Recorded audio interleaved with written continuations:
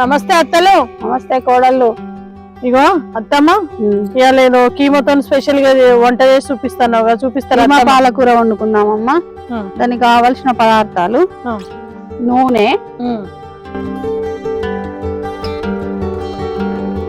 అల్లం వెల్లుల్లి పేస్ట్, కారం, ఓల్ గరం మసాలా. స్టార్ట్ చేద్దామా? చేసుకుందామా? సరే అత్తమ్మ, కానీ ఫ్రీడమ్ ఆయిల్ చాలా మంచిది. ఏడి విటమిన్స్ ఉంటాయి.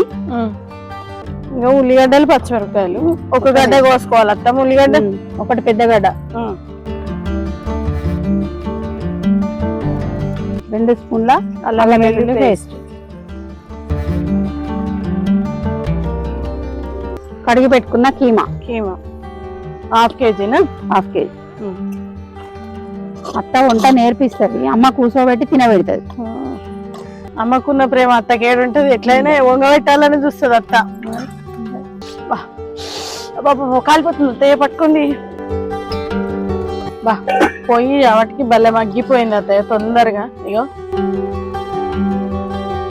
మంచిగా, అసలు ఎంత మంచిగా అంటే ఇగో నల్లి బొక్క కూడా అసలు సూపర్ అంటే సూపర్ ఉంది. ఇప్పుడు పాలకూర కడిగేసి 3 స్పూన్స్ కారం, రుచికి తగినంత. ఇక తినేటోళ్ళు ఏమో ఎక్కువ వేసుకోవచ్చు, తినే వాళ్ళు ఏమో తక్కువ వేసుకోవచ్చు. అత్తమ్మ చూద్దామా? ఉడికిందేమో చూద్దామమ్మా.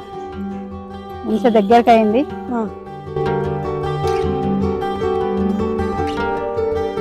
వన్ అండ్ హాఫ్ స్పూన్ ధనియాల పొడి అయిపోయిందా? దించేద్దాం అత్తమ్మ. దించేసి టేస్ట్ ఎట్లుందో చూద్దాం. మరి అత్తమ్మ, ఏమో పాలకూర వండినావు కదా, అలా కాంబినేషన్ కి బగారా చేసినావు.